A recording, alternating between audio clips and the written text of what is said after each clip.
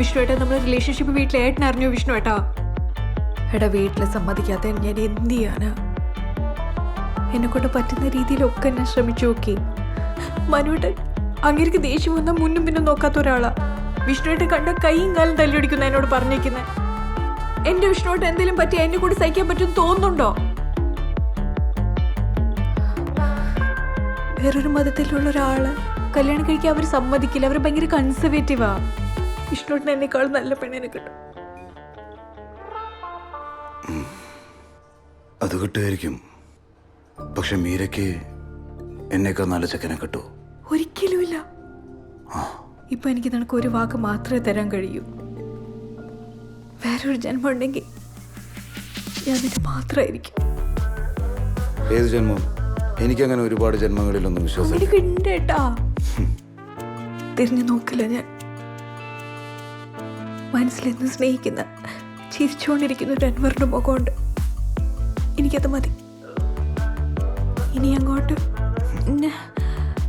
സ്വന്തം പെങ്ങളെ പോലെ കാണണം.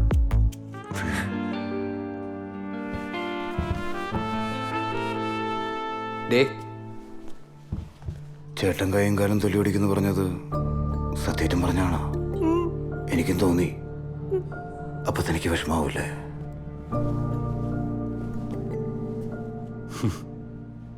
നിന്റെ കല്യാണം ഉറപ്പിച്ചല്ലേ? ഞാൻ അറിഞ്ഞു. പ്രേമിച്ചിടന്ന് ഇത്രയും കാലം നിനക്ക് എൻ്റെ ജാതിയും അതൊരു പ്രശ്നമല്ലായിരുന്നു. വലിയ കൊമ്പത്തൊരുത്തന്നെ കെട്ടുറപ്പിച്ച് കഴിഞ്ഞപ്പോൾ അവളെ കോപ്പിലൊരു ഡയലോഗ്, ഇനിയൊരു ജന്മം ഉണ്ടെങ്കിൽ സ്വന്തമായിരിക്കും പോലും. അങ്ങനെയാണെങ്കിൽ നമുക്ക് അടുത്ത ജന്മത്തിൽ ഒന്നിക്കാം അല്ല മീര?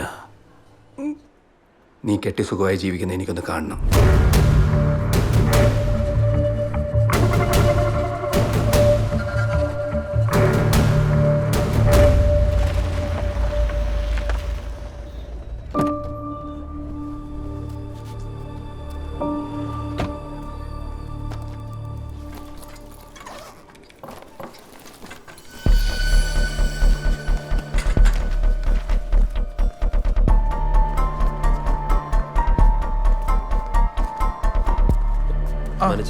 നമുക്കങ്ങ് മാറിയേക്കാം.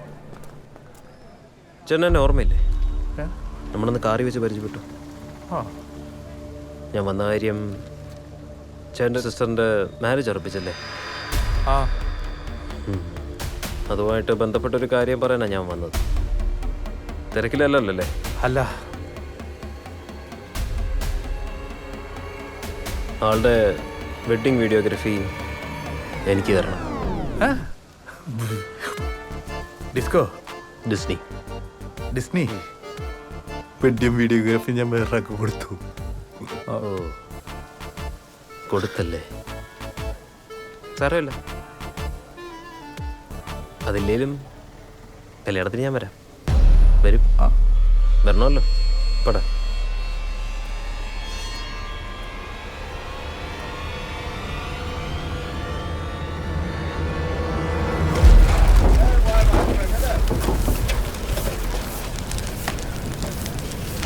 സാറേ, ആ കോൺട്രാക്ടർ എന്ത് ചെയ്യും? അല്ല, അയാളോട് പറഞ്ഞു ഈ തൂപ്പ് കിട്ടുമ്പോൾ നാട്ടുകാരടുത്ത് ചോദിച്ചിട്ട് വേണം ചെയ്യാൻ. ഇത് നിറച്ചിട്ടില്ല സാറേ. ഇവിടെ എല്ലാം മൊത്തം അടിക്കാം.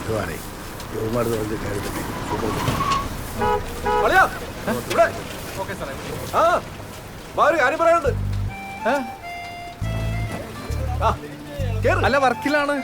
10 മിനിറ്റ്. ഒരു സീരിയസ് കാര്യ. അളിയന്റെ ഫ്രണ്ട് കേറിക്കോ. നിങ്ങളും കൂടെ അറിഞ്ഞിരിക്കേണ്ട കാര്യ. വാ. ഞാൻ വരാം. 2 കോഫി 1 മസാല ദോശ. അല്ലല്ല, 3 കോഫി 3 മസാല ദോശ. വട വെക്കണോ? പിന്നെ വട വേണം അല്ലേ? അളിയനെന്താ പെട്ടെന്നൊരു മിന്നൽ സന്ദർശനം? അച്ഛൻ തന്നു വിട്ടതാ കറിവത്തി കൊടുക്കാനായിട്ട്. പിന്നെ ഇത് മാത്രമല്ല, വേറൊരു പ്രത്യേക കാര്യം കൂടെ സംസാരിക്കാനുണ്ട്. എന്താ? കല്യാണത്തിന് ഇനി കുറച്ച് ദിവസം കൂടെയല്ലേ ബാക്കിയുള്ളൂ. രാത്രി ഫോൺ വിളിച്ച് മിണ്ടിയും പറഞ്ഞൊക്കെ ഇരിക്കാന്ന് പറഞ്ഞപ്പം അളിയന്റെ പെങ്ങളെന്താ പറഞ്ഞെന്നറിയാം? എന്തു പറഞ്ഞു? രാത്രി 10 മണിക്ക് ശേഷമുള്ള ഒരു ഫോൺ വിളികൾക്കും അവളില്ലെന്ന്. എന്റെ പൊന്നളിയ, എന്താളിയ, ഇത്ര അടക്കം ഒതുക്കുള്ള ഒരു പെൺകുട്ടി ഞാൻ എന്റെ ലൈഫിൽ ഇതുവരെ കണ്ടിട്ടില്ല. Absolutely homely and aristocratic. ഇതുപോലൊരു പെൺകുട്ടിയാണ് ഞാൻ ഇതുവരെ കാത്തിരുന്നത്. ഞങ്ങളുടെ ഭാഗ്യം.